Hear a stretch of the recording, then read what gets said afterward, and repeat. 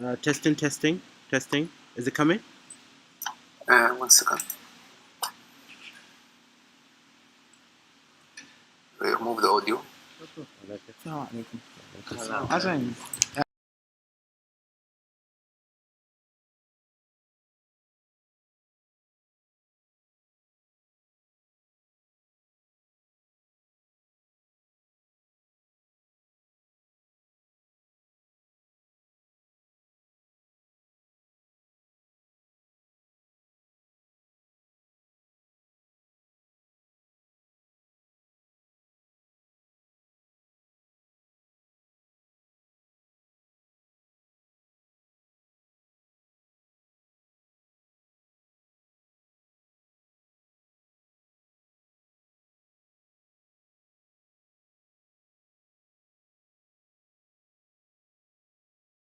Because I turned it off. Can you hear me now?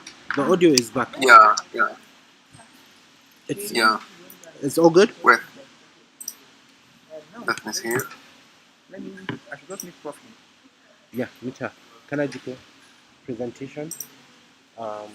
HDMI connection, microphone.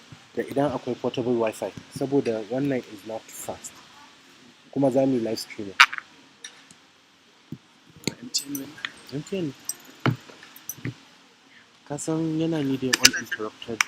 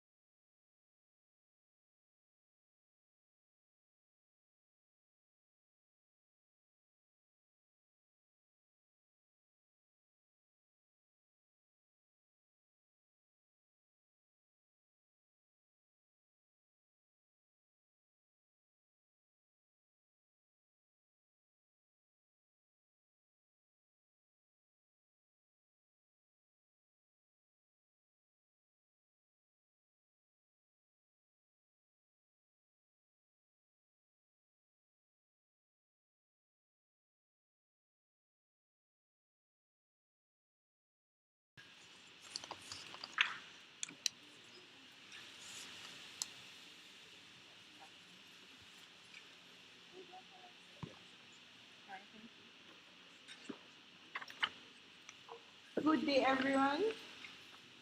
Hello, everyone. Welcome to Digitally Transform Your Small Businesses. We are here to guide you on ways to upgrade your small or family businesses to become competitive in today's digital economy. Before we start anything, we are going to start with an individual prayer. So we have a minute to go for an individual prayer. So everyone, before everything, there have to be a prayer. So let's all say our individual prayers.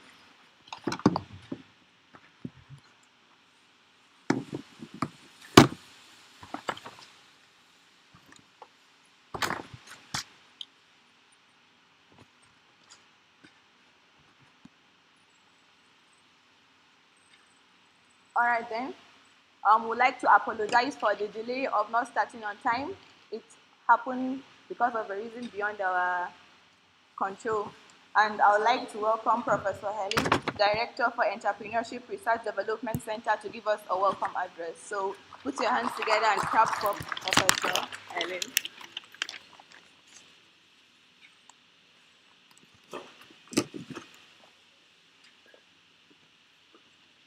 The younger generation has a way of capturing us. I never knew that they're supposed to say the welcome remark. But indeed, there is something unique about transforming our businesses. Not only to transform it, but as it has been captured, digitally transform it. And what are the components? I just want us to appreciate the importance of what we are doing today. We need to make overhaul of the processes, we need to make overhaul of the operations, and we need to overhaul our relationship with customers. And that is what digital transformation is all about. And you will agree with me, if we are students, we want to move from being maybe just a past student to 2-1 student. If your business turnover is 1 million naira per annum, you want to aspire to be rated among those people that have turnover of 5 million. And then you need to sit down and assess and evaluate what is it that I'm not doing right. And in our developing economy, and I love what the convener is doing, he's looking at our own context in the Northwest. And one of the major challenges that we have is because we have not embraced digital transformation, even in the way we live our lives, and most importantly, our businesses. So I want to welcome all of us that are here today, and I want to assure us, and I believe because I had interaction with the convener severally, we will be happy that we are here, and we will change the way we do things. We will change the way that we do business so that we can smile to the bank and our lives will be better. On that note, I want to welcome each and every one of us to this occasion that we want to digitally transform our, let me start with mono businesses, then we translate to micro, and then maybe we think about the big businesses. Thank you very much.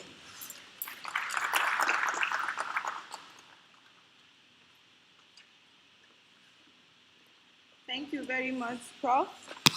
Without wasting much time, we are going to have our opening remark by Nura Khalil, Director, Investment Intelligence, Kaduna Investment Promotion Agency, ADIPA. So let's put a round of applause.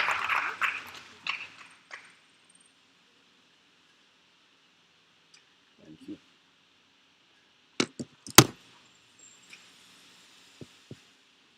Yeah, good afternoon, everyone. My name is Khalil Nur Khalil. She mentioned I'm the director at the Kaduna Investment Promotion Agency. To give you guys a quick overview, we're a one-stop shop investment center in Kaduna State. We facilitate, promote investments into Kaduna State, and since inception in 2016, we have facilitated more than $1 billion of investments into Kaduna State. Thank you. So I don't really have a speech prepared, so I'm just going to freestyle off the top of my head. Farouk has asked me to try and see how we can motivate all the young, bright students that are here today. And I know I stand here as the representative of what I feel is the future of public service in Nigeria, God willing, in the next few years. And I hope to see more of you occupying positions that people like myself are occupying today. No doubt, I would like to say that I feel technology is transmogrifying industries across the world, basically. And most of you are going to end up having careers in jobs that don't even exist at the moment. You could be a Bitcoin core developer, you could be some graphic designer designing for the government of Australia. It's all going to happen. And I feel going forward, you know, the past ways of doing business in Nigeria has always been extractive. You know, all the entrepreneurs that we've had have either been taking value away from the system and have not been providing or adding value to the system. So we need to move away from that extractive nature to begin to think of ways that we can move to a more productive economy. How do you solve problems? How do you get up in the morning and say, you know, I'm motivated to move my country forward. I'm motivated to see how I can start up a business via technology or whatever it is. And just generally trying to see how you can learn on your own. We have no excuse anymore. You know, we have the internet and so on.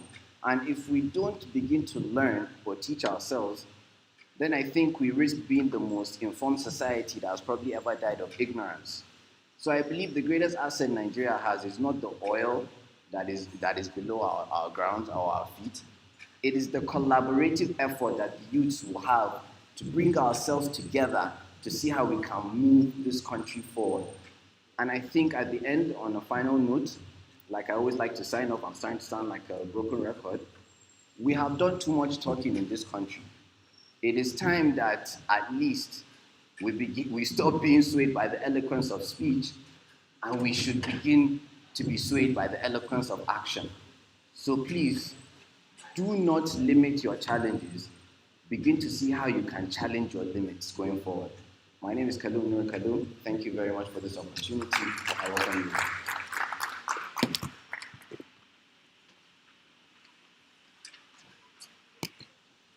Thank you very much, sir. I really appreciate you. Without wasting much time, we are going to have a keynote presentation by Mr. Farouk Alhadsu. So,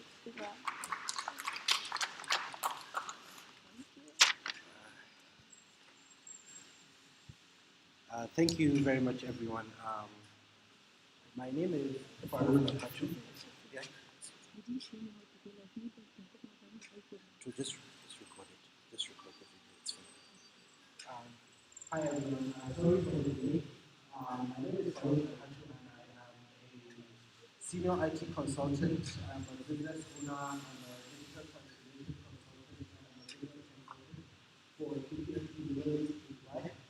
And also, I'm a cybersecurity expert. And with all this work that we do, looked at what is needed from Nigerian market to go digital, and what is the bare minimum that we need as small businesses.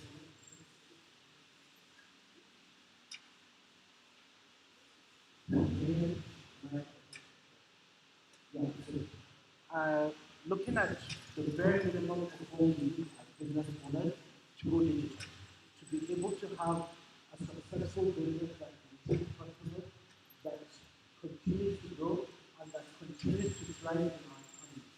We all know that there's a shortage of knowledge in northern Nigeria and in Nigeria as a whole when it comes to the proper processes and ways in which to take over your business and make it live and thriving for our economy, and especially for the digital economy. Digital transformation is a huge driver now because with the effects of the pandemic like COVID-19, with the effects of protests and other issues that we see, a natural disaster for one thing, you would not want to have your entire business pegged on a single physical location. A single physical location is the detriment to any business, as we know, because it is out of your control. A digital location has backups, has redundancies, and will continue to exist even if you lose your physical location. So that is what we try to communicate here and what we are trying to achieve, to So I'll start by, I won't go through the table of content one by one. I'll go through with it with you guys as we go through the event. First of all, I want to explain to you guys why would you need to have a digital transformation strategy as a small business. So I want to make this interactive, and please guys, answer me this. Does anyone properly know what a digital transformation strategy is? By raise of hand or by response? No idea? Awesome. That's even better. So a digital transformation strategy is a conscious decision by you as a company to adopt digital means, applications, and tools to be part of the digital economy. So I'm not giving you dictionary explanations of things. I want you to look at it from a business owner or a student or an aspiring business owner, right? What does this mean to me? Why do I now have to start thinking strategy? So let me give you an example. Any small business owner in Kaduna State, for example, or in Abuja, or in Nigeria as a whole, majority of us, the main strategy we have always starts and stops with how much is the cost of what I'm going to do and how much is the profit of what I'm going to achieve. And that is not enough anymore in our economy. You need to have a strategy around, first of all, who are my target audience? How do I reach those target audience? If I reach them and I get them to be my customer, how do I maintain them? How do I make life easy for them and make life easy for me? The best way to make life easy about anything is technology. That is the main reason why technology was created, right? So if the goal here is to make life easy, what we want to do is adopt business. And as a small business, we do not have the luxury and the money to hire so many people, to hire all the hands we need for finance, for law, for operations, for all the different functions that even a small business would need to thrive. So a small business owner will be left with this overwhelming challenge where they feel like they have to do everything by themselves. And this is where the problem comes, where you have to start going into challenges like you're overworking yourself, you're forgetting customer service initiatives, you're forgetting orders, and all this. The best thing to do here is to use technology. So this is the why. The why is now being a digital business is inevitable in 2021. You cannot afford not to be digital, right? The main thing you need to think of is people will Google everything before you buy. Whether you're selling goods or you're selling services, people will Google you first because there's so many options out there now. There are so many people providing the same service, providing the same option that you're doing. So you have to properly communicate your competitive advantage. What do I have to offer? And the best way to offer that is digitally. Instagram, websites, Facebook, WhatsApp, whatever way you can go digital, go digital. So that's the why for you. I want people to see me. I want the discoverability. I cannot afford to go door by door the way you used to do business before, right? You go step by step and have people sharing flyers. It is not doable anymore because as a small business owner, you're busy trying to block more important things. You don't have the funds to do that. The best way you can do that is a website. Your website is your digital brochure, is your digital flyer. Whatever anyone needs to know about you, they'll see either from your Instagram page, your website, your WhatsApp page, however digitally you choose to represent your business, right? So that is the why for you. You need discoverability that is not related to a location, a physical location that a person has to see. You don't need to have a signboard anymore because a signboard will only be seen by a person that passes it, right? The website will be seen or an Instagram ad will be seen by anyone possibly on Instagram. So that is the main why for you as a business owner, discoverability. So secondly, now let's talk about what. What is digital transformation in the first place, right? I want you to think of it because there's a lot of misconception around digital transformation. I'm sure most of you came here thinking, okay, this is an IT thing, right? There's this IT guy named Farouk that is coming here to talk to us about IT. Because the moment you see the word digital, you think IT. But that is the biggest misconception around digital transformation because This is a transformation that is led by business, by your consciousness to be part of the digital economy. The digital economy now is way stronger than the physical economy that we know it. The physical economy might be focused around the market you are located in, the city you are located in, or even if you are lucky, the country you are located in. The digital economy has no bounds. A person all the way in Australia can place an order on your website, and with the right logistics, you can fulfill that order. So that is what I need you to start thinking about. This digital transformation is something that hits people, processes, and technology. Not only technology, technology is just one bit of it. People, processes, and technology. Because the most important thing we need to think about is how do I need to train my people to start thinking different? To start thinking from a digital perspective, not how do I buy and sell in this location, right? But how do I have my product or service reach the most people I can with the least amount of effort? That is what you're trying to do. So if we're saying people, process, technology, digital transformation for people is training, rethinking, repositioning. So how do you train yourself as a business owner? How do you train your people to provide value in a digital world? Process is the most thing that we see that is a challenge in the business world in Nigeria, most especially, is that our people do not have a fully documented business process. You see a person that is running a business for 10 years, some even 15 years, but if you tell them now to give you a fully documented process of the start to finish of the transaction in their business, they don't have that. And immediately you hire a new employee, you now have to start teaching them. There's no document that you can give them properly to transfer that knowledge to make it easier for them. So you see processes, business processes, how do I make it more efficient? How do I document that efficient process? So that is part of the transformation. Then the technology bit, right? Technology will always tell you, okay, there is this work that is meant to be done by 10 people. How technology is the one thing that will allow you to do that work with one person. Because there are templated forms that you can use, there are automated processes that you can use. It will help you to make data-driven decisions. That is the most important thing. We need to start making decisions as business owners based on data, not decisions based on a whim or based on experience, because experience requires trial and error. Our time in 2021 is too dynamic. Our economy is too fast moving that you cannot afford to make those mistakes that you used to afford to make before. It's just not doable anymore. So the main thing is get technology that will help you to streamline your process to make sure that this process that I've designed A to B to C to D, that whoever comes as a new employee has to follow that process of A to B to C to D from the beginning to end. That is what technology will do for you.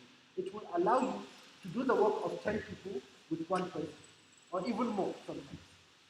So, now that we have talked about why do you need to have a digital transformation strategy, because it's inevitable. We are in 2021, you cannot afford not to have a digital transformation strategy. But then, what it is, we have talked about what it is. What I want to do for you guys now, as the non-IT people that we are, because I want to put myself in that box too, the non-IT people that we are, the business-driven people that we are, thinking about money, thinking about, as a business owner, how do I increase my revenue by doing these things? So now I want to present to you guys the how. And the how, we start with a roadmap that I'm presenting to you guys, starting with doing research. Business owners, a lot of times, do not give value around doing research before doing anything. You really need to do research. And research doesn't only mean go to Google. I'm not only talking about Googling what is the new trend in town, Googling how is my business supposed to work. Doing research is mainly around talking to your customers, getting customer feedback, doing surveys. See, surveys are going to change the way you do business as a small business owner. And I'm sure most of our panel members, especially would know the value of doing research before putting out any kind of new initiative. The main issue that we face as small business owners, or as business owners in general, is we seem to think we know what the customer wants. Don't ever think you know what the customer wants. Always ask the customer, what do you need? How can I help? What is your pain point of either obtaining this process or obtaining this product, and how can I make things easier for you? That is how you do research. A simple tool like Google Docs or Google Sheets will help you to do surveys, or another tool like SurveyMonkey. These are all free tools that you can use to do a survey. Always write a simple survey, send it out on WhatsApp, send it out on Instagram to as many people as you can. As a small business, the target is to, for any decision you're going to make, whether you're bringing a new product to the market, whether you're introducing a new service as part of your business, get the opinion of at least 50 to 100 people. That is a good sample size for doing survey. 50 to 100 people. If you do not have the opinion of 50 to 100 people, you are not giving your decision based on data. You're giving your decision based on maybe a whim or your own inclination. So always do surveys. And the caveat around doing surveys is you need to take what everyone says with a grain of salt. Do you know what that means? Taking something with a grain of salt. It means you cannot believe everything that everyone says. Someone can easily come and tell you, I want 50% discount. 50% discount is not doable in a business transaction, so that is not viable data for you to do that. Always try to sanitize your data and make sure you take the value from the data. Next thing that we are proposing is building a better website. See, you cannot afford not to have a website or a page or some kind of website in 2021. It is not doable as a business. The biggest misconception that we see is people usually think that having a web presence means you have to either hire a developer that will design a website for you from scratch and pay them hundreds of thousands of naira, which as a small business you cannot afford. Many small businesses are struggling on how to fulfill customer orders. You do not have the budget to go and build a website, and you are not an IT guy. What we are proposing here is use websites like Webflow or Wix.com. These are free template website building tools. You do not need to be an IT guy. You can go watch videos on YouTube. It will help you to design a website, a simple website that says who you are, what you are offering, and where you are, and how you can be contacted. That is the best thing you need for your business. Always get the join newsletter button. That is one trick that I want you to always put in your mind. Even if you have an existing website that doesn't have a newsletter button, go and get that. Because that is how you can get information of people that come to your website. They'll give you their names, their phone numbers, their email address. In case you need to do any kind of marketing or communication, you can do that later. So always have the join newsletter button on your website. So we've talked about doing research. We've talked about having a web presence, which is inevitable. Now we're going to talk about building an email list. So who here would know what an email list is?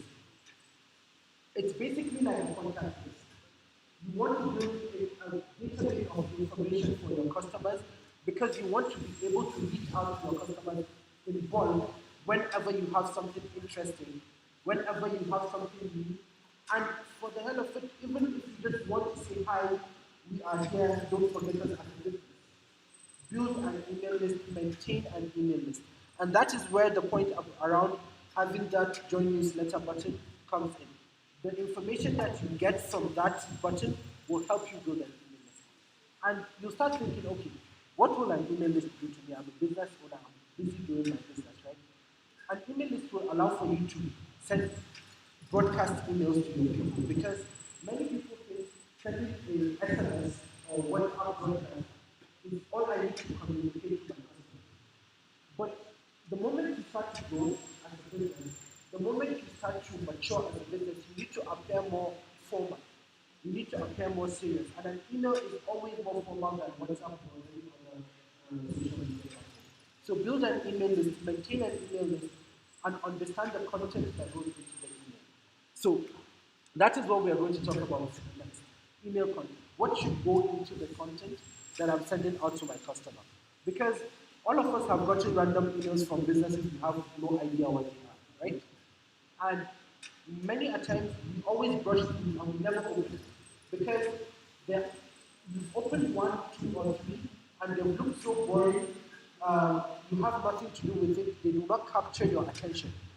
So the main thing you need to think of is your email cannot just be content only that is text. It's going to be very boring. It's going to be very it's going to look like spam emails to people. What you need to do is have interesting content in your email, right? Have things like news trends, success stories, funny videos, motivational videos. These are very important things to capture the attention of people. Then later on, you have your content, which introduces what business you are. It will introduce to the people what is your value proposition, and it will give them the contact information that they need to reach back to you. So there's a website called CBT in CB Insight. This link that I've applied here, you can use it. Anyone can go to that website. It has links to almost 1,000 different business lines, and it will give you interesting information on a weekly basis about your business that you can use to make your emails more interesting for people to open. Next thing is, I want to talk about strengthening existing relationships. See, as a small business, or even bigger businesses, we always see how much people spend money in sometimes it goes to your spam folder, sometimes it comes directly to your folder, but you have never heard about XYZ logistics, for example. And all of a sudden you get an email on your inbox, XYZ logistics, blah, blah, blah, blah, right? That is the full email. It is the first email that any person will see that is not currently your personal account services. This is a very, very important email because you have to grab their attention of people. Right? You have to understand, putting those strengths, putting personal success stories, putting in special effects that will properly show the value that you're offering as a business, that will go a long way into people opening your cold emails. Cold calling. Same as cold emailing, cold calling are those first phone calls that you make to your businesses. And I'm sure you guys have gotten a call from a random company something. Hello sir, I'm calling you from XYZ Bank. We have this offer. Everyone must have heard that. The thing is, there's a very big misconception around cold calling. Many people think cold calls doesn't work because it's annoying. Well, yeah, cold calls are annoying. But they are only annoying if you do them like customer service emails. This is the trick here that I want you guys to really put into consideration. When doing a cold call, which is the first time that the person you're calling is going to care about you or the service you're offering or your bonus that you're offering, your first interaction with the person, because the person will not trust you. They don't know your business. They need to go back and do research about your business. So what you need to talk about is, what is your pain point? How will I make your life easy? How will I make this procedure better for you? If it is delivery, how will I make the delivery faster? If it is fabrics or fashion that you are into, how will I make something customized for you that you want? Right? So these are the kind of things that I want you to put in mind. So now we've talked about cold calling, and we talked about the importance of cold calling. Now let's talk about the most exciting bit for you, which is automation, digitization, because we're talking about digital transformation here, guys. Digital transformation is all about automation. How do I make life easy for myself? How do I make things that used to be manual automatic? For example, now let me give you a quick example that anyone will relate to. Back to my textile example, right? I have a textile business. What is your business process? Someone will see your page or your website, right? That's a potential customer.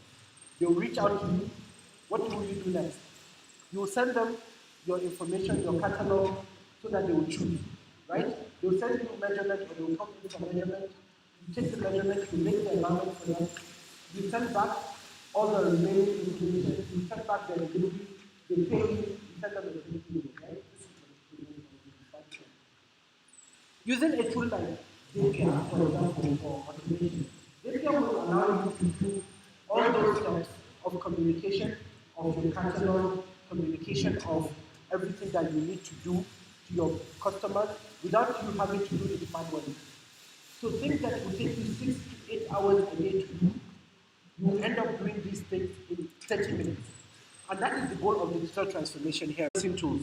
I'm sure all of you, after having a transaction with one company or the other, have gotten automatic invoice here on WhatsApp or on email that will have your information and the data. You don't have to send a physical receipt anymore. Because we are working in the digital world now, and a physical receipt will need a person to come to your store before you send that. Send automatic invoices that will help you close transactions. Another thing that is very important is if you are selling services on your website, always make sure that you have a payment gateway. A payment gateway will allow for people to use their credit card or their debit card to pay for the product or service that you're trying to use. So use a payment gateway which is secure. Always set a KPI as your gateway. For every industry event, get as much numbers as you can. Because and always have them save their number. Because if you call a person with a random number, it's different. If they save their number and you reference the event, hello sir, my name is Edward, we met at this event. Remember I told you we do this kind of business and I was hoping we can do this. That is a good way to start things, and that will more likely lead to a transaction as opposed to just calling a person with a random number, and you will just look at it as so these things that I talked about, from doing research all the way to this, they might be too much for a person to digest in one go. And guys, I'm not being naive, I'm not saying that finally now that this is what you have to start doing today or your business will crash. What I'm saying is start thinking about these things because they are the bare minimum. Honestly, these are the bare minimum things that as a business you need to do, apart from your normal business process. Your normal process of transaction, of fulfilling your transaction on a daily basis, that is the basic. But these things, cold calling, cold emailing, understanding the content that you should convey to your customer, maintaining your customer relationship for these tools and how they can be implemented in our business. We need to be proactive as well. We can go ahead and start doing things without people giving us money or people actually telling us that they demand this from us. We can actually go ahead and do things by ourselves. And transformation is always a journey, right? So always start thinking of where was I before and where do I want to be in the future. Always, constantly, keep that in mind. Where was I before? Where do I want to be in the future as a business? Because that's transformation. Changing from what was to what should be. And thank you very much for listening. I know it's a lot of information in a very short period of time, but what I wanted to do is to introduce you guys to these topics and to tell you guys that we are here. We are here to help you. If you want to start a business, don't only think of your business as I'm going to buy these things and I'm going to sell them for this profit. Think of it as a business that you're going to build for 50 years, 60 years, or even leave to your children for growth. Right? So this will allow for you to have a well-structured business, and I think it will go a long way in educating you to be a valuable employee, even if you don't want to be an entrepreneur. Last thing that I want to point out to you guys as students, you see these tools that we are proposing. 90%.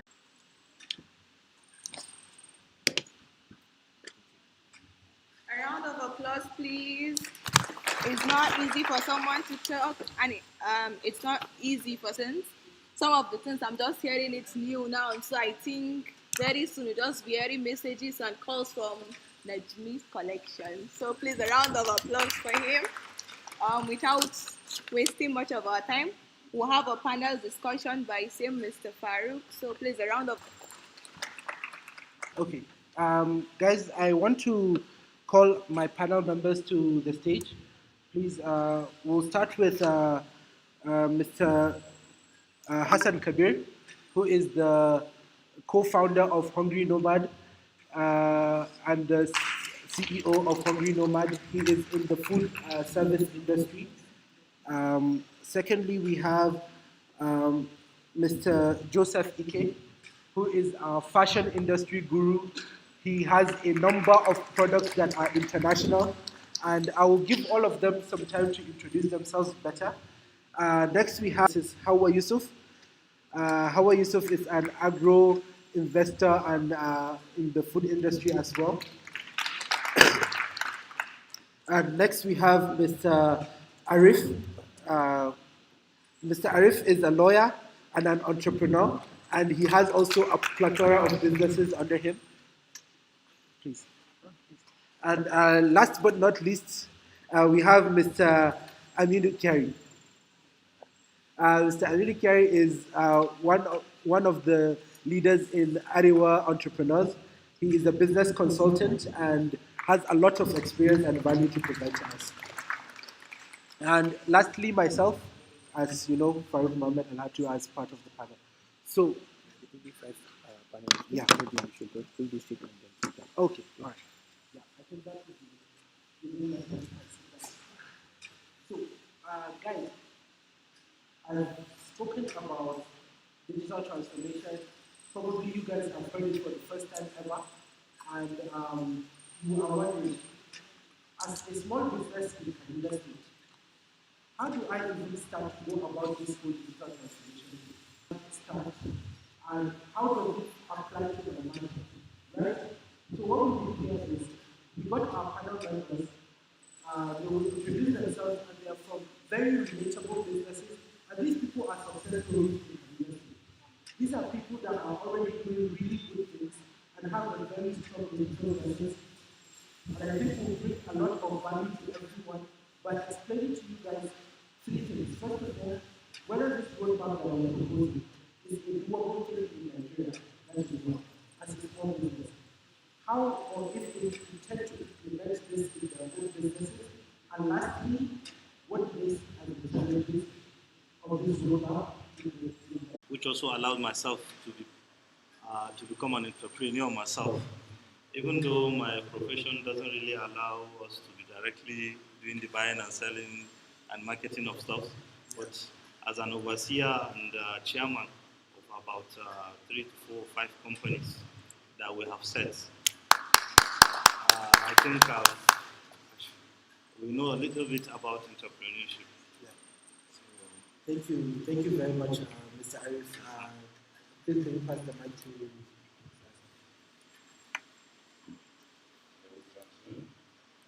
My name is Hassan Gure. I am a co-founder of Columbia Online. I sit in there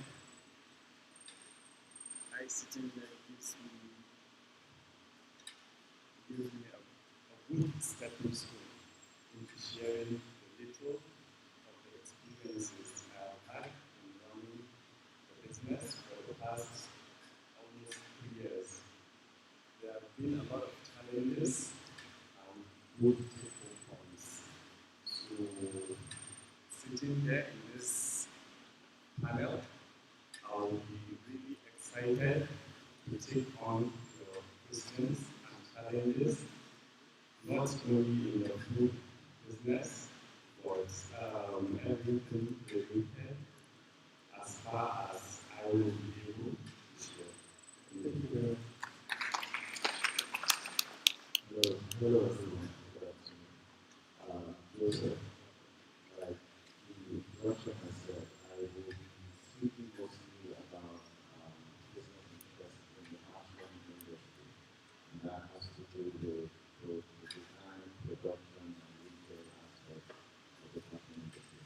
And I will use JCO, which is our menswear fashion line, as the primary focus for the discussion tonight.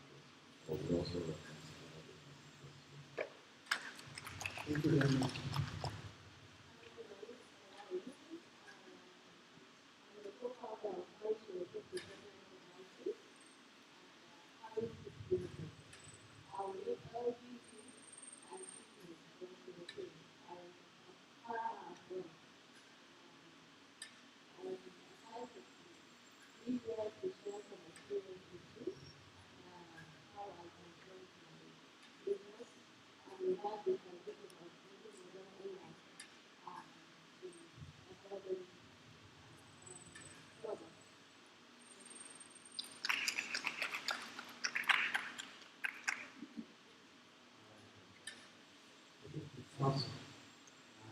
ladies and gentlemen. The host, my name is Emil Gary. I'm the founder and executive director of Harriet Entrepreneurship Network.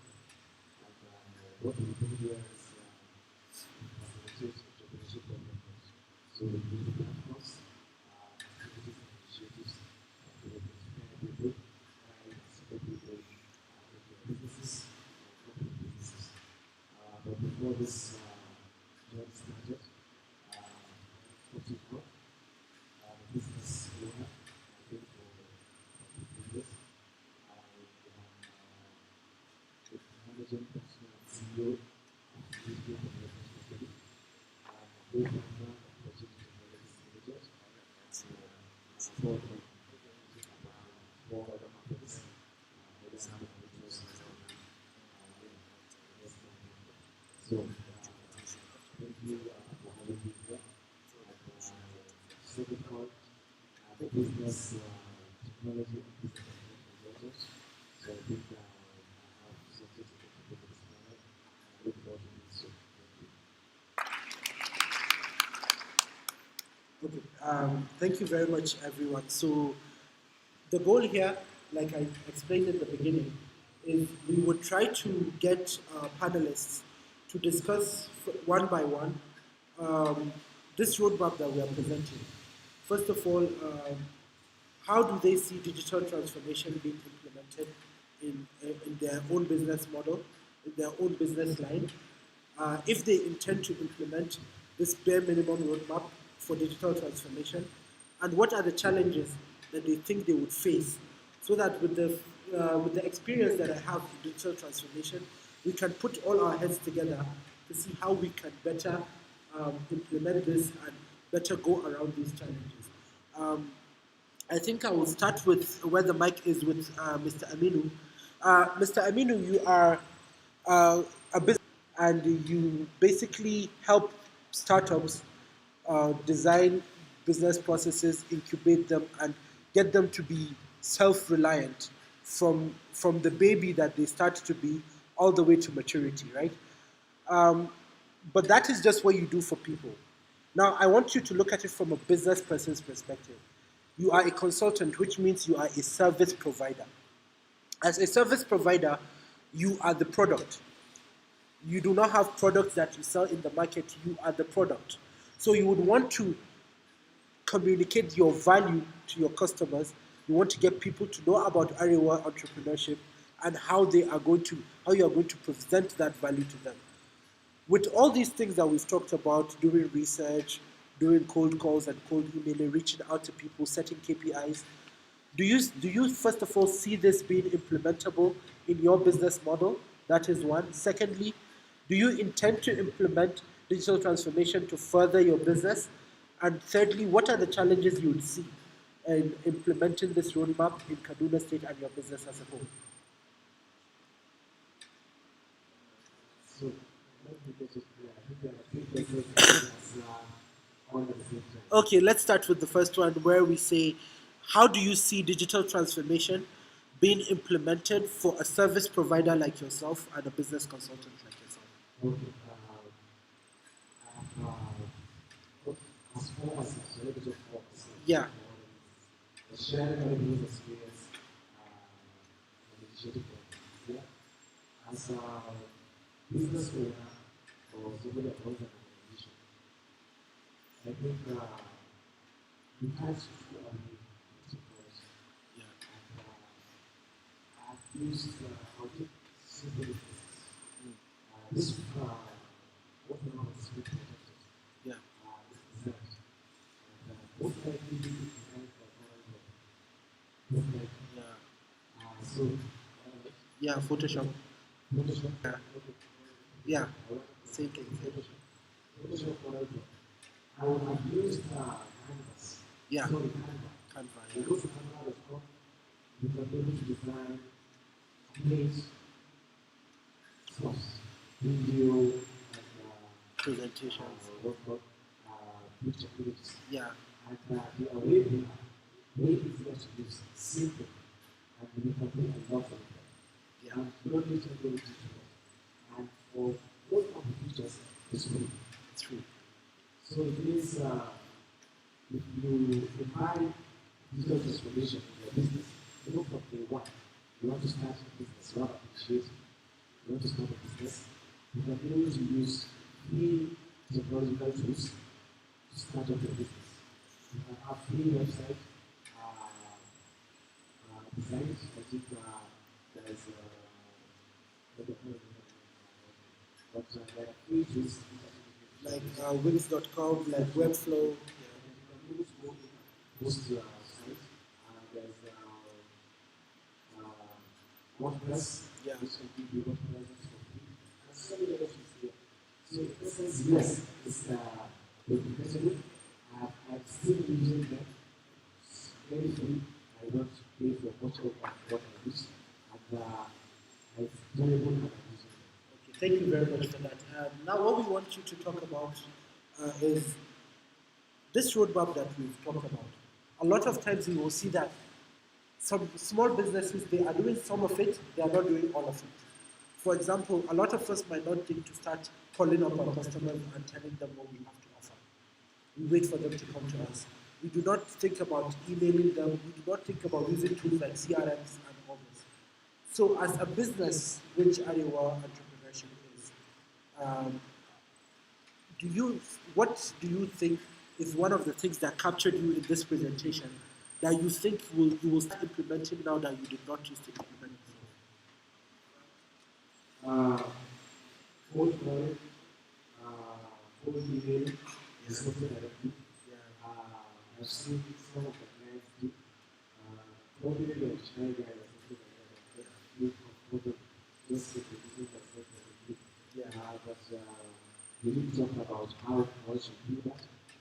Getting our operational view and everything like that. So it's something I think, of course, I will look into that. Not that I don't know, but something that I should do. Then we think about behavior as well. Certain You know, how presence, what we call what presence, networking, and this is something that we do. I think one or two things which normally just table technology, and I said the goal quality, email, and the KPIs. That's well, I measure myself, but I don't mostly measure my tips Performance. And I think it's something That's very good. And I think a lot of us as business owners will understand the value of this immediately we start doing it, because the goal of transformation is always thinking, where was I before? Where do I want to be in the future? So immediately you implement something, you need to measure. You always need to go back and measure, how is it affecting my business? How is this thing that I have implemented either positively or negatively affected my bottom line? So the last thing that I want to ask you, Madam Aminu, is around the challenges that you see. What are the challenges that you see, not in digital transformation as about AI, machine learning, all those fancy things. This simple roadmap that is presented, what are the challenges that you see in Kaduna State as a business environment to implement this? Manage your employees, that is HR. As a business owner, you have to understand the legal, which is the laws surrounding your business, that's legal. As a business owner, you have to understand the logistics, how your product reaches the customer, how you get your supply and all that. So imagine doing it all manually on paper. The risk that you run of making error is exponentially more than if you have a template that will show you exactly what you need to put in every single box, right? That is where technology comes in. Even though you have to do all these things, it eliminates the risk that you have. This ability, not knowing that you have to make a mistake to learn your mistake, technology will allow you, will give you a template. For example, you're using Zapier for automation, right? Zapier will allow for you to integrate to 50 different applications. Everything from your email to your social media to your ERPs if you have enterprise resource management things, to your CRMs. So imagine you have this kind of integration on all those tools that you're talking about are connected to one tool that will help you automate certain processes. So I think the main challenge with this is the amount of time that we give as entrepreneurs to learn. See, that is the main thing. You need to learn the value of these technologies. Immediately you learn the value of the technology, the time frame that it will take you to implement the technology is way smaller. So I think that is one thing. If it doesn't take everything off the plate, it makes it easier. Secondly, finances, right? You talked about finances being one big constraint. That is why I made it a very important thing for all these tools that I'm presenting for you. They all of them have a free version of the application. So as a small business owner, at least start using the free version, right? As someone that wants to be an expert in either CRMs or Zapier and you want to go and start selling your services, go and use the free version, practice, then later after you gain the value of it, you can start paying for it. So always think of where can I get the free 3-month trial or 2-month trial. Even if there's no free version, you always get a 2-month or a 1-month trial for something. Tweak it to start making you money. You want technology to be making you money. You don't want to be spending money only on technology, right? So immediately you see the value of it, then you can go and start paying for it. So always go for the free version first. The last thing is you talked about internet and broadband. Broadband is one of the biggest challenges in Africa, I think, when it comes to using technology. However, the only solution that we can, and this is a very realistic thing, I cannot propose to you a solution to something that is not in our control. The internet efficiency is not in our control. But what you can do is you will always download a template of what you are going to present, have it ready, and then work on it offline. So you can always work on things offline before the final submission. And when you talk about calls, those are kind of out of our control because as much as it is easier to do a Zoom call than to have a personal meeting, you can also do a thing whereby you facilitate those Zoom calls if right, but it still makes it in a way that there is a presentation, it is digital, this can be shared over email, and then you can go over it. So we are all as small business owners trying to think of what can be done, not only harbor on the challenges. So I think these are smart ways to think about working around the small challenges that we have. Thank you very much for your input, Mana. And can we move on to Hawa? So Hawa, please, Hawa has introduced herself as someone who is part of the agriculture industry, the production industry, the health industry, and a lot of other industries. Hawa is doing really great things. So Hawa, agriculture is one of the sectors in Nigeria where when you talk about using technology or even going digital, it sounds a little bit. So how would you start implementing technology? Exactly. Have your own business, you run your own business, just create your own business. Put your hand up for some. How many of you, that business that you have is fashion related? Keep your hand up. It's not fashion related, keep your hand up. Who's in the fashion industry? So those of you that your hands are up, it's you I'm talking to. The rest of you can go to sleep. No, don't go to So many people, and maybe some of the others, you realize that on a daily food, which is an essential service, Nigeria, that's why it's very, very rich. It's very good. So somebody can come to this place and eat every day. If you're making fashion, if you're making school uniform or underwear, something that someone has to wear every day, there's only so many that the person will buy from you at a given time. So they come to your shop and buy what they need, and that's it. They're not coming to your shop anymore. So now think about this. You're designing clothes that someone wears maybe once a month. And they come to your shop to buy that once in a month. How many people realistically do you think will come from Kaduna, buy once in a month for you to be able to have enough money to pay for everything you've done and still pay yourself salary? When you think about it that way, you see that you already have a problem. The problem is not that you don't have good design. The problem is that there's only so many people will know that you are making. And there are two ways you do that. One way is you already know 5,000 people, so you go out on the road and start shaking hands and meeting more people, see if you can get up to 10,000 people. But the problem with that is if you're going out to go and meet 5,000 people, you're not in the shop making the clothes that you need to make. So you can see that the problem there. The other way is another way that you can get people to know this thing that you are doing and appreciate it and expand the number of people that do that. There is, and that's technology. You already know about this one. It's an easy one. It's Instagram, it's Twitter, it's Facebook. It's where you put the design out there, and people relate with that design. And like Paulista, there are people who know Paulista that don't know her personally. So when she gets somewhere and she says, "Hi, I'm Awana," she says, "I'm Paulista, the other quite very happy." With the natural speaker, they go, oh, I know you. So the first thing that technology can help you do is to expand the market for those of you in fashion, to expand the number of people that are willing to pay for the service that you are offering. But now somebody in Abuja, somebody in Lagos, somebody in China is willing to pay for that price that you are making.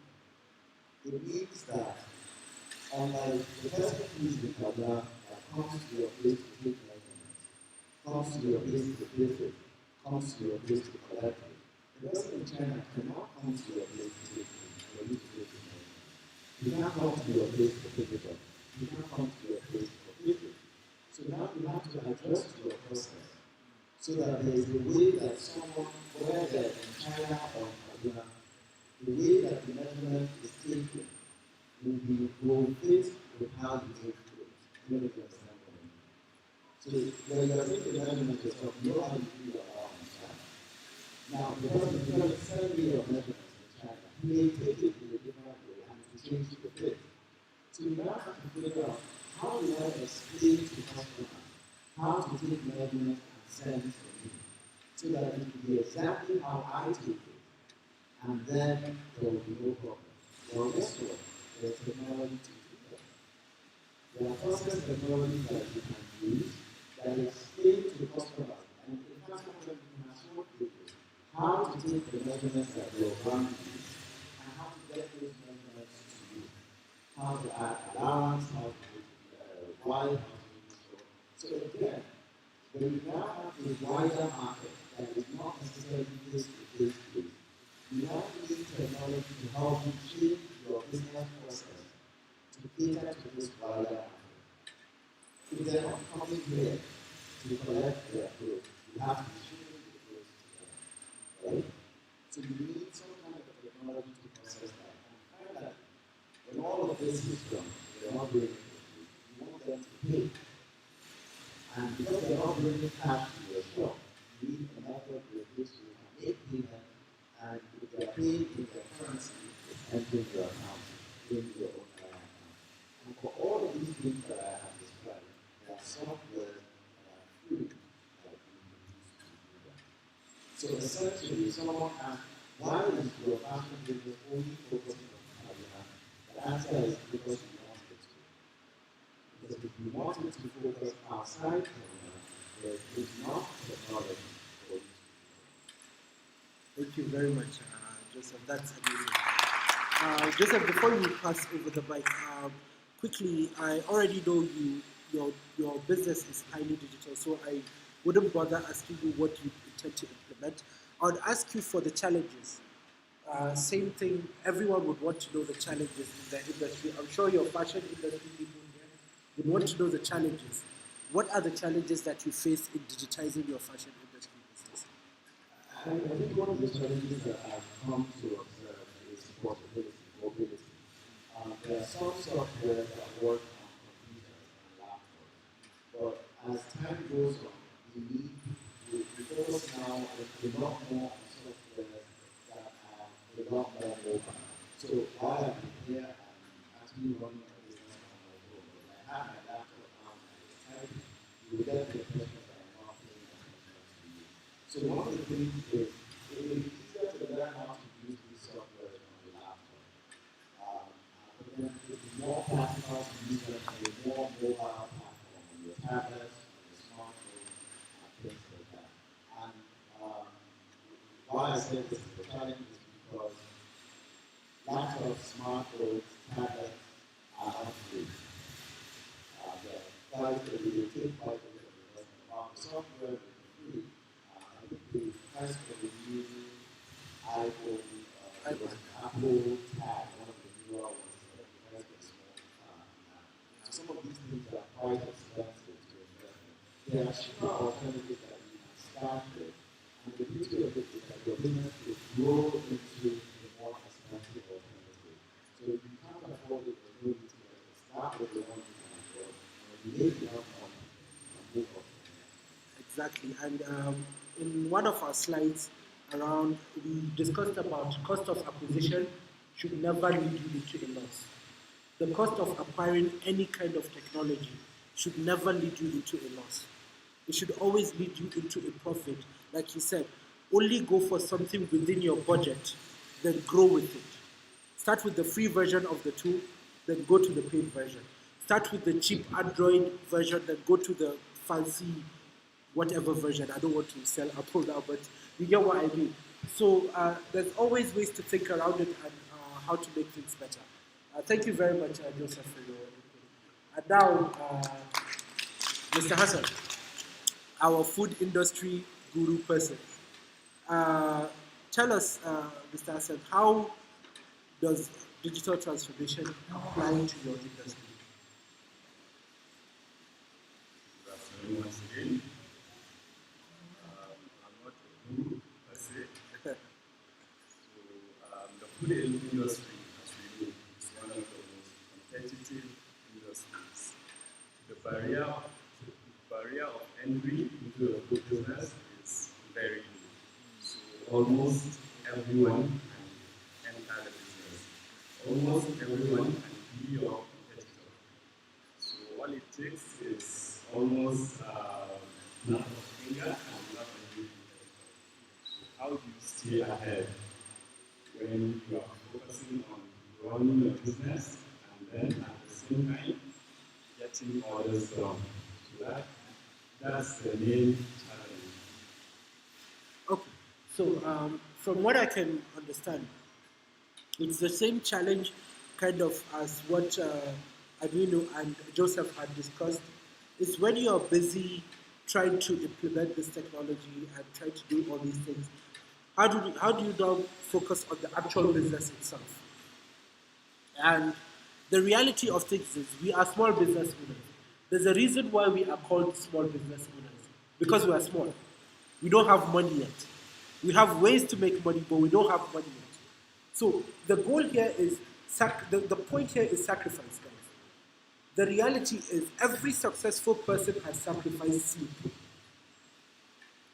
If during the day you are running your normal business, at night you have to study on how to implement these things. That is the only thing.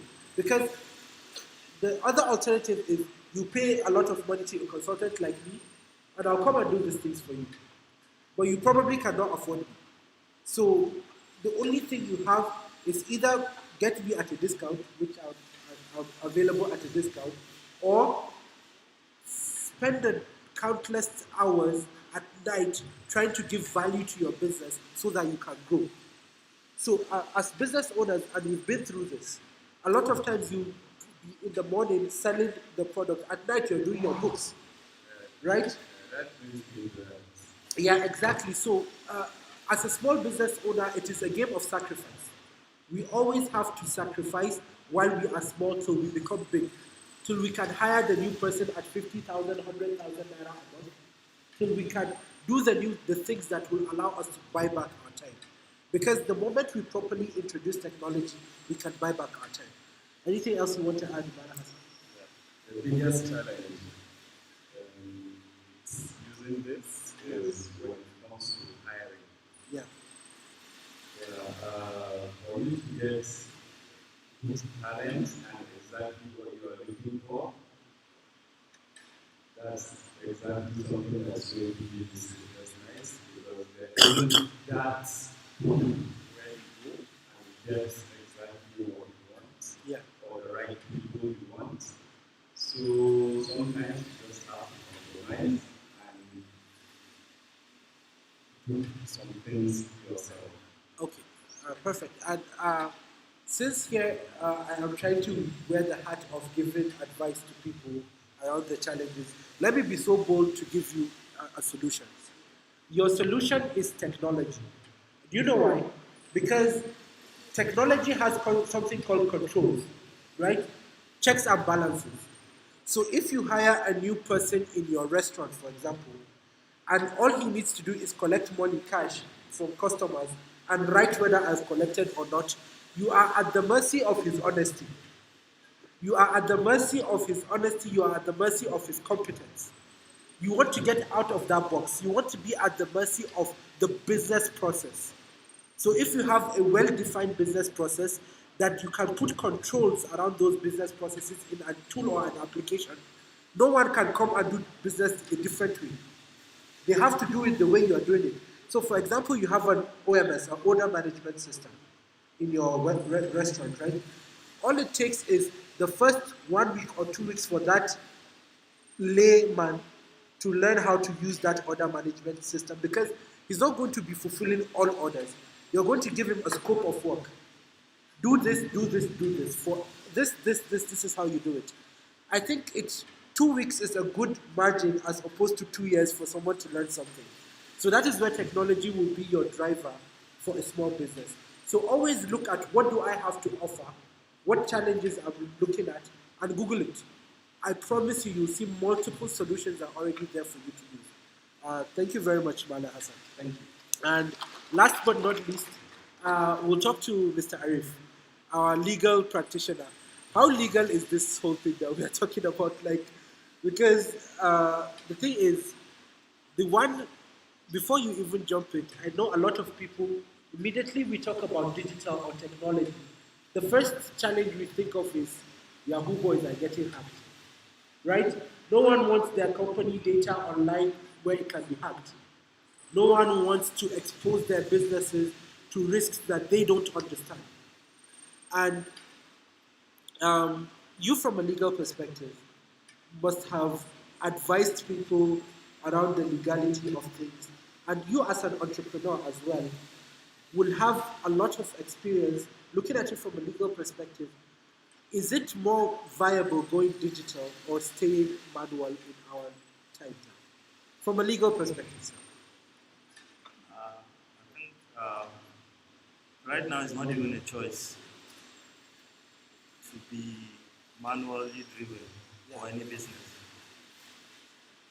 Even when it comes to law itself, you cannot run your business for more than 21 days without registering it.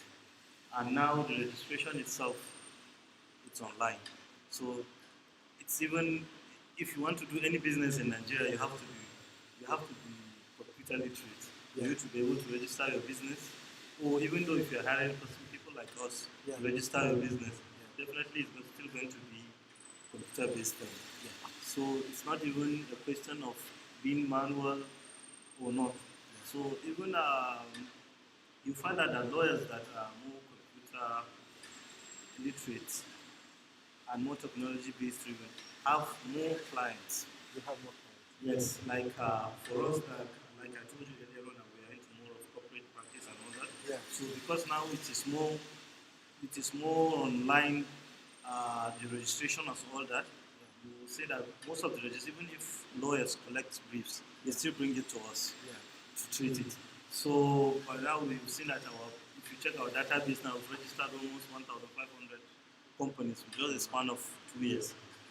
Yes, and most of the companies, because of the technology-driven base of our chambers, you find that they mostly have to attach us as company secretaries, company advisors. Yes, that's it. So when it even relates to law and even going to courts and all that, especially during this COVID-19, most of our sessions were online, were on Zoom. Judgments were delivered online. Through Zooms and other Zoom and other platforms. So it is actually now not even a choice to stay manual at That's brilliant. Thank you very much. So the last thing that I want to ask you here is around the challenges.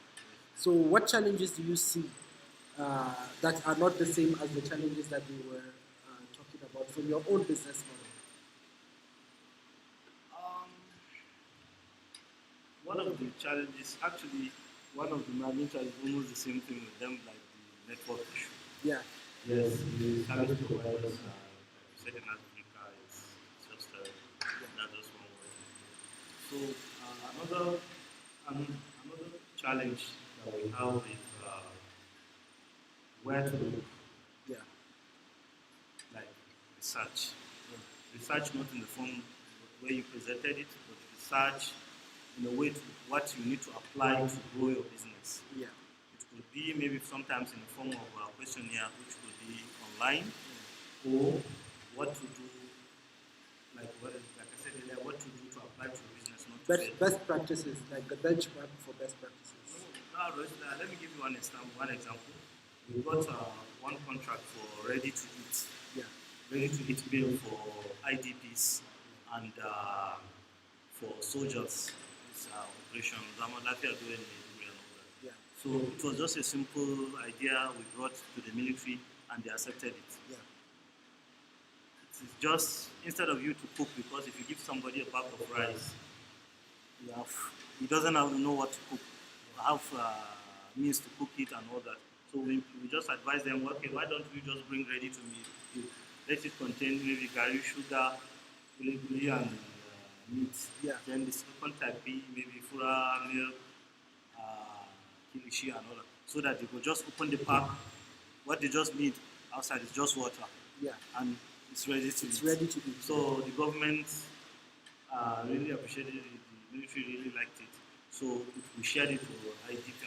So what we didn't research, and it was even hard for us to got, but that's what I'm coming from. It was the meals have to last for a year. Okay. And so I had to stop all my legal work to go into research. What kind of containers, what type of leather yeah.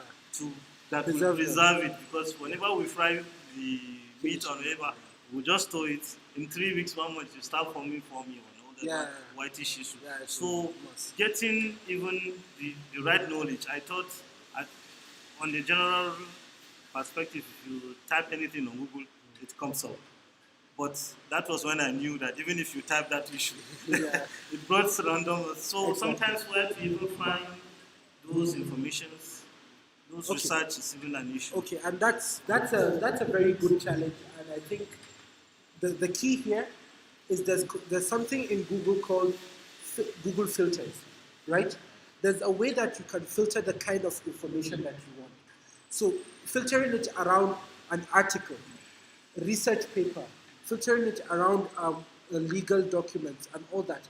If you filter your searches, it will focus this roadmap of knowledge on how to do business. Now you have to now start talking to each other on how to help each other implement this in the future. Whether as a student, how do I take this forward? Whether as a business owner, how do I take this forward? And that is the only way we can come out on top of this. Thank you very much, everyone. Myself and the panel members are always at your service to discuss and give you some mentorship or some guidance, or even to put our heads together to solve a problem. You can always reach out to us for the full content of this. And I want to know, okay, is there anyone that has any questions in the audience? Maybe 1 or 2 questions, or we can wrap this up. We have a question. Hamid.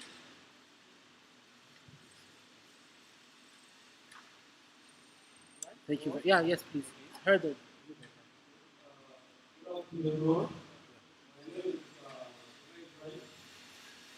question was on my website. Yes, on the program, you said that getting the right people at the right time is one of the challenges of entrepreneur. I would like to discuss more things on how can we get the right person. Thank you.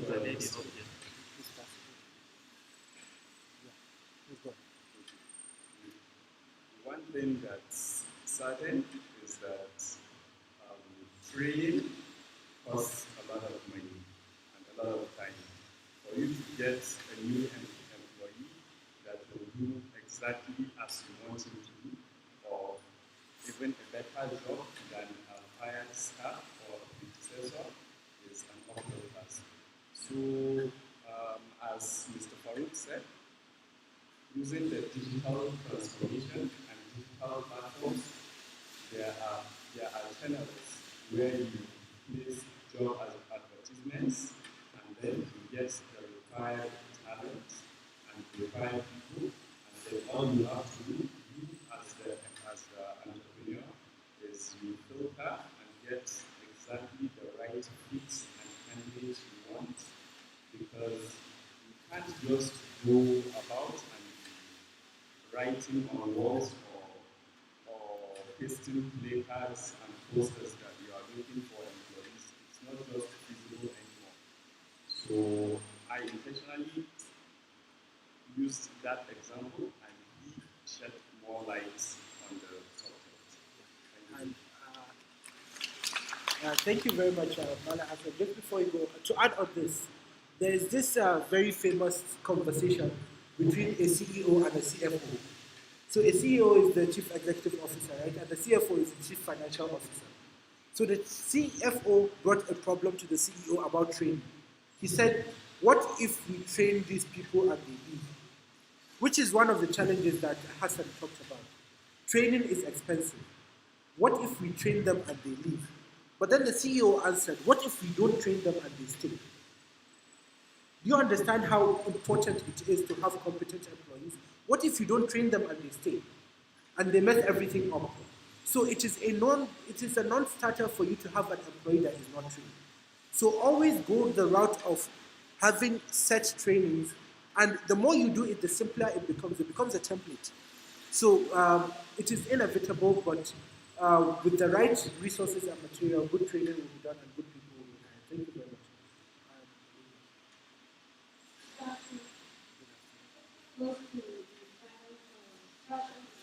Okay, yeah, Mr. Joseph.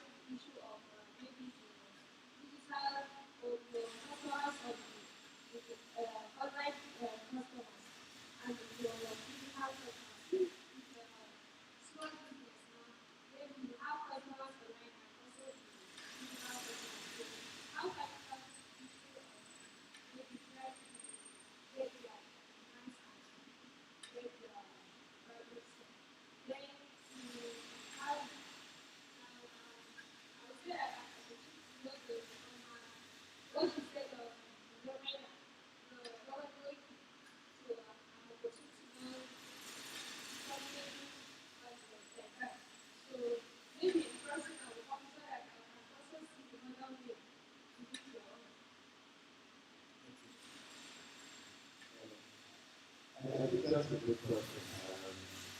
The finance trainers in Nigeria have a very hard reputation for collecting more orders than they can actually deliver.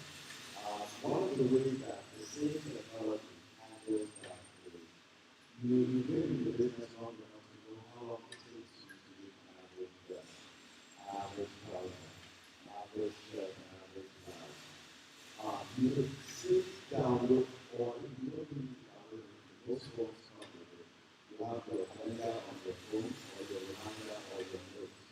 When you collect an order from the customer, you block off the time that it requires for you to complete that order, or the time that it takes you to deliver an order.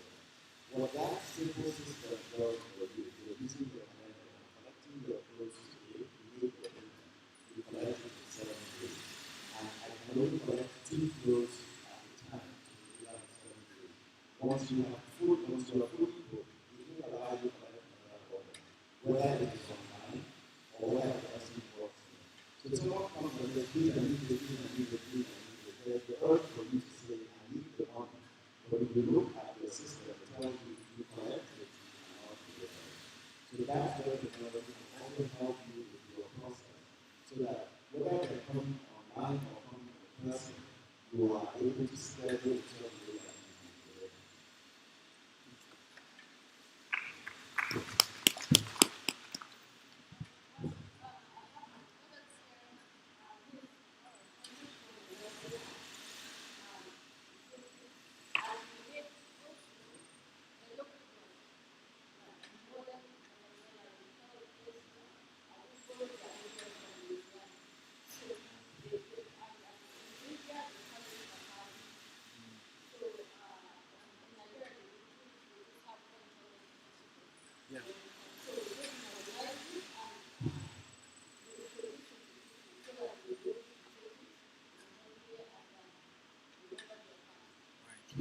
Thank you very much.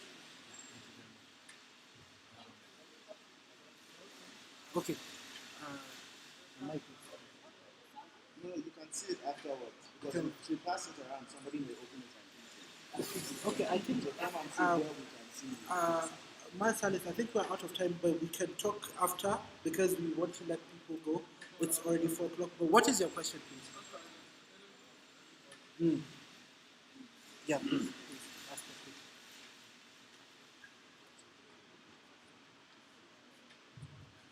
Thank you. My name is Salih Umar. Actually, my question goes like this. It goes to each and every panelist and every device here. What are the competitiveness like? How, like, you guys are from different industries, I can see. So what are the competitive challenges, like your competitors? How do you solve the challenges? That's my question. Okay. I think if I can give a small or precise question, innovation is the only advantage you have when you have competition. Innovation is always the thing that is going to set you apart from other people. Think of how business is done as usual and think of how you can improve that. So always look at your business process. How is business done as usual in my business line? How do they used to do delivery? For example, you have a delivery service, right? How is normal delivery done in Kaduna State? How am I going to make it more efficient?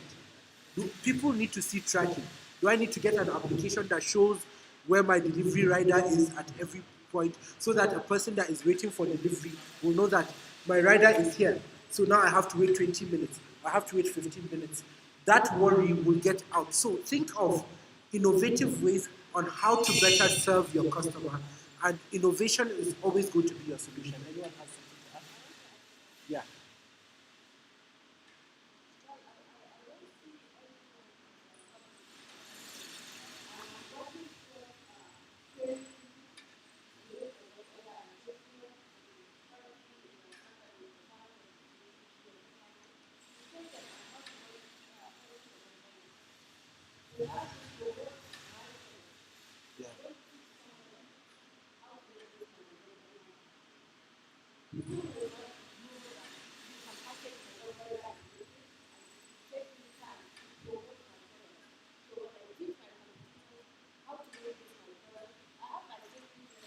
Yeah.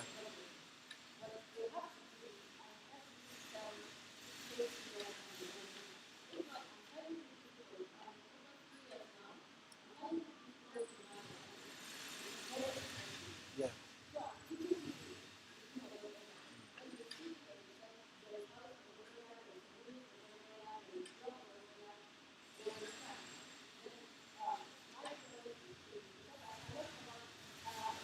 Yeah.